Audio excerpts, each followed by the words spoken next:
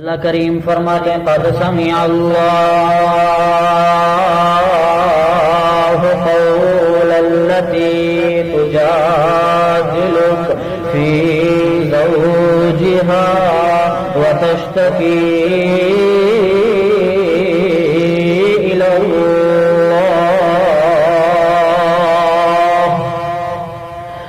ایک عورت آ جاتی ہے اللہ کے پاک پیغمبر سارے بولو صلی اللہ علیہ وسلم کے پاس، اس کا نام ہے خولہ بنت ثعلبہ، سارے بولو رضی اللہ تعالی عنہا۔ یہ بیوی ہے حضرت اوس بن صامت، سارے بولو رضی اللہ تعالی عنہ۔ یہ خولہ بنت ثعلبہ آ جاتی ہیں اللہ کے پاک پیغمبر کے پاس، اور آ کر کے یہ معاملہ پیش کرتی ہیں کہ یا رسول اللہ، میرے خاوند کی طبیعت ٹھیک نہیں تھی، وہ بیمار تھے، ابھی ان کی طبیعت کے اندر کچھ افاقہ ہوا، اور میں نے وضو کیا نماز پڑھنے کے لیے، نماز کی تیاری کر ہی رہی تھی کہ میرے خاوند نے مجھے حق کے زوجیت ادا کرنے کا کہا۔ میں نے ان کی طبیعت کو مد نظر رکھتے ہوئے میں نے حق کے زوجیت ادا کرنے سے انکار کر دیا۔ جب میں نے انکار کیا تو ان کو غصہ آ گیا، انہوں نے غصے کے اندر آ کر کے یہ جملہ کہہ دیا انت علیہ کظہر امی، آپ میرے اوپر اسی طرح ہو جس طرح میری ماں کی پیٹھ ہے، کمر ہے، یعنی جس طرح میرے ساتھ میری ماں کا تعلق ہے اسی طرح تمہارا اور میرا بھی وہی رشتہ ہے۔ گویا کہ انہوں نے یہ جملہ بول دیا، اور میں نے یہ بھی سن رکھا ہے کہ اگر کوئی خاوند اپنی بیوی کو اس طرح کا جملہ بول دے تو طلاق واقع ہو جاتی ہے۔ میں آپ کے دربار میں اس لیے آئی ہوں یا رسول اللہ کہ آپ کے پاس تو اللہ کی طرف سے وحی آتی رہتی ہے، لہذا اللہ کی دربار میں ہمارے لیے دعا کریں، فریاد کریں، اللہ کی دربار میں ہمارے لیے درخواست کریں کہ اللہ کوئی ایسا حل بتا دے کہ ہمارا گھر دوبارہ آباد ہو جائے، کیونکہ صورتحال تو ایسی بن گئی کہ میری جو اولاد ہے یہ اگر ان ضممتہم الیہ ضاؤ وان ضممتہم الیہ جاؤ، اگر میں اپنی ان بیٹیوں کو، اپنی اولاد کو اپنے خاوند کے حوالے کرتی ہوں تو وہاں ضائع ہو جائے گی، کیونکہ وہ ان کی دیکھ بھال نہیں کریں گے، اور اگر میں ان کو اپنے ساتھ ملا دیتی ہوں تو جاؤ تو بھوک سے مر جائیں گے، بھوکے رہ جائیں گے۔ سمجھ آ رہی ہے؟ کیونکہ میرا کوئی کمانے والا تو نہیں ہے، اس لیے یا رسول اللہ معاملہ بہت مشکل ہو چکا ہے، اور جہاں تک میری اپنی ذات کا معاملہ ہے وہ یہ ہے کہ یا رسول اللہ میں بھی جوان ہوں، اگر آگے شادی بھی کرو تو بھی مسئلہ، اگر ایسے جوانی کی زندگی ایسے ہی گزار لو تو بھی معاملہ، کیونکہ جوانی کی زندگی تو ویسے بھی بندہ جتنا بھی نیک ہو لیکن زمانے کی بری نظروں کے تیروں سے بچ نہیں سکتا۔ جوانی ہر بشر پہ مایہ الزام ہوتی ہے، نگاہ نیک بھی اس عمر میں بدنام ہوتی ہے۔ یا رسول اللہ میں اگر آگے شادی کر جاؤں تو بھی مسئلہ، اگر شادی نہ کروں تو بھی میری اپنی زندگی کا مسئلہ۔ یا رسول اللہ کوئی تو ایسا حل بتا دیجیے کہ ہمارا گھر بس جائے، آباد ہو جائے۔ جب اللہ کے پاک پیغمبر نے یہ دکھ بھری داستان سنی تو اللہ کے پاک پیغمبر نے کہا کہ خولا، آپ کی دکھ بھری داستان سن کے میں محمد کا دل برداشت تو نہیں کر سکتا، لیکن کیا معاملہ ہے؟ لست احلل حراما ولست احرم حلالا۔ خولا معاملہ یہ ہے کہ میں محمد کریم اپنی مرضی سے نہ کسی حلال چیز کو حرام کر سکتا ہوں اور نہ ہی کسی حرام چیز کو حلال کر سکتا ہوں، کیونکہ معاملہ تو یہ ہے کہ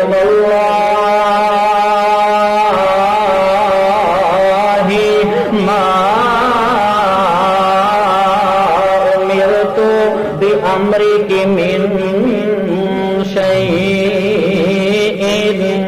اور بولا اللہ کی قسم اللہ کریم نے ابھی تک آپ کے معاملے میں مجھے کوئی حکم دیا نہیں ہے، لہذا میں محمد کریم اپنی طرف سے کوئی مسئلہ بتا سکتا نہیں ہوں، کیونکہ محمد رسول اللہ تو بولتے ہیں تو کس کی مرضی سے؟ اللہ کریم کی مرضی سے، تبھی تو اللہ کریم کہتے ہیں وما ينطق عن الهوى إن هو إلا وحي يوحى۔ محمد رسول اللہ کوئی بھی کام اپنی مرضی سے کر نہیں سکتے، جو بھی کام کرتے ہیں اللہ کرواتے ہیں، اللہ کہلواتے ہیں تو محمد رسول اللہ وہ کام کرتے ہیں۔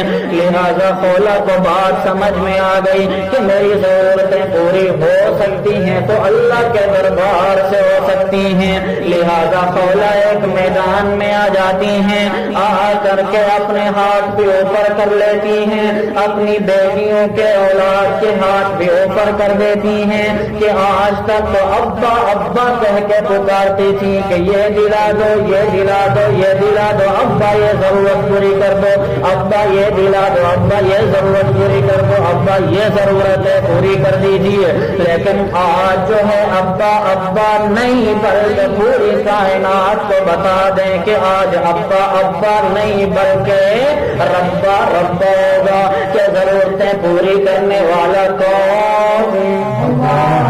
اللہ۔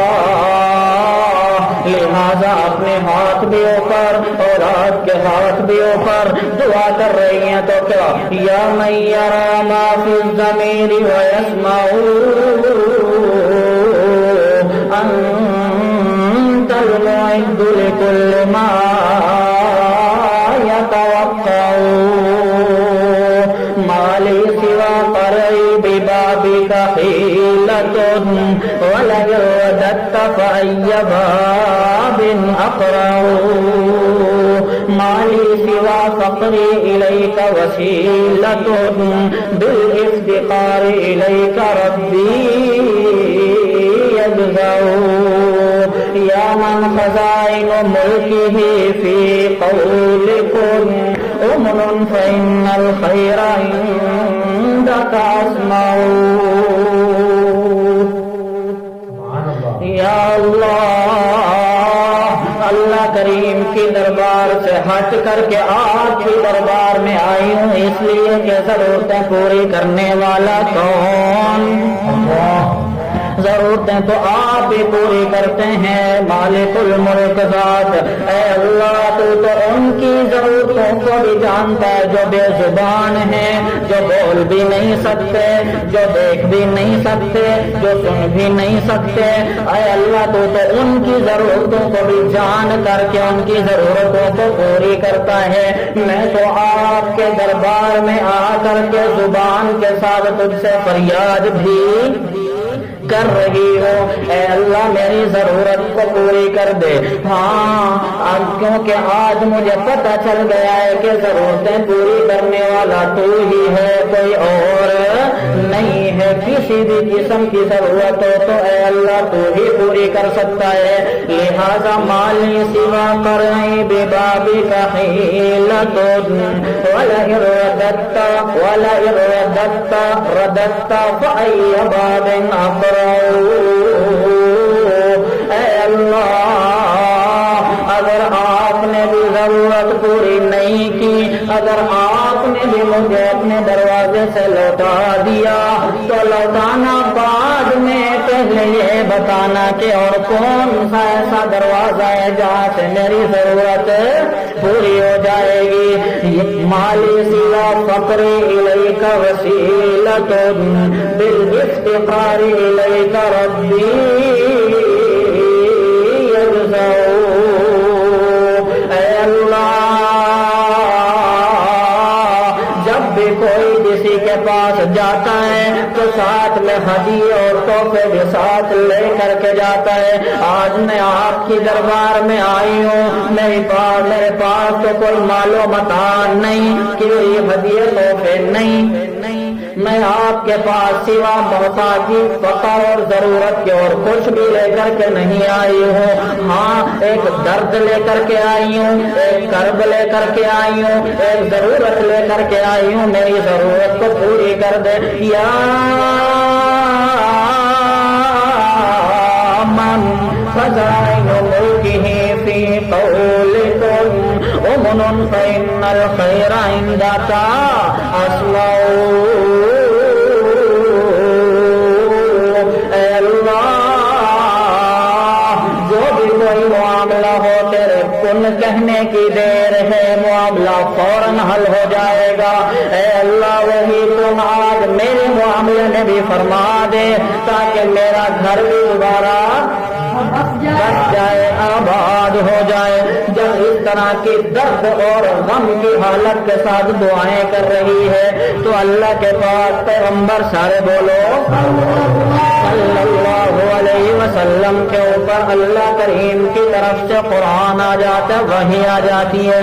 اللہ کریم فرماتے ہیں او جبرائیل، فرمایا رب جلیل، فرمایا جا میرے پاس پیغمبر محمد رسول اللہ کو جا کر کے یہ میرا پیغام دے دو، میرا قرآن سنا دو اور یہ بتا دو کہ یہ جو آج مسئلہ پوچھنے آئی ہے اس کو یہ قرآن سنا کر کے بھی بتا دو کہ میں اللہ کریم کو اپنے قانون تبدیل کرنا پڑا، قانون تو تبدیل کر دوں گا، لیکن جو بھی میرے پاس پیغمبر محمد رسول اللہ کے پاس چل کر کے آئے گا، میں اللہ کریم کے سامنے اپنی ضرورتوں کو پیش کرے گا، میں اپنا قانون تو تبدیل کر دوں گا لیکن اس کو ناکام واپس لوٹاؤں گا نہیں. اس قرآن لے کر کے جبریل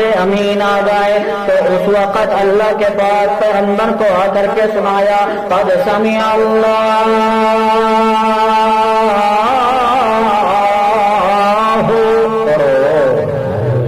قول التي تجادلك في زوجها وتشتكي إلى الله. اللہ کے پاس پیغمبر کو جب یہ آیت سنائی گئی اللہ کریم نے فرمایا یا عائشہ این قولا، قولا کہاں ہے؟ بلاؤ قولا کو بلایا گیا. اللہ کے پاس پیغمبر محمد رسول اللہ نے یہ آیت پڑھ کر کے ان کو سنائی. سنانے کے بعد ارشاد فرمایا کہ اپنے خاوند کو بلا کر کے لاؤ. ان کو اپنے خاوند کو بلا کر کے لاؤ. جب ان کے خاوند کو بلایا گیا تو اللہ کے پاس پیغمبر نے فرمایا کہ یہ طلاق نہیں، یہ زہار ہے، تم کفارہ ادا کر دو. کفارہ ادا کرنا تمہارا کام، تمہارے گھر کو آباد کرنا میں اللہ کریم کا کام. جب انہوں نے سنا کیا ہو گئے؟ خوش ہو گئے. تبھی اللہ کریم نے فرمایا قد سمع اللہ قول التي تجادلك في زوجها. اللہ کریم فرماتے ہیں کہ اللہ کریم نے اس عورت کی بات کو سن لیا. سامعہ کا معنی سن لیا قول التی، اس عورت کی بات، اس عورت کی گفتگو، تجادلک فی زوجہا، اور میں تو آج پیغمبر جو آپ سے بحث مباحثہ کر رہی تھی، گفتگو کر رہی تھی، ہاں بحث کر رہی تھی، فی زوجہا اپنے خاوند کے بارے میں، وتشتکی الی اللہ، اور اللہ کی دربار میں شکایت کر رہی تھی۔ اللہ کریم فرماتے واللہ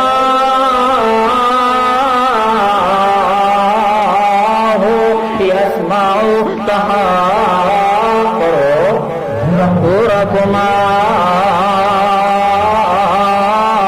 اور اللہ کریم تم دونوں کی یہ گفتگو سن رہا تھا، اللہ کریم تم دونوں کا یہ بحث و مباحثہ سن رہا تھا۔ اللہ کریم فرماتے ان اللہ، بے شک اللہ کریم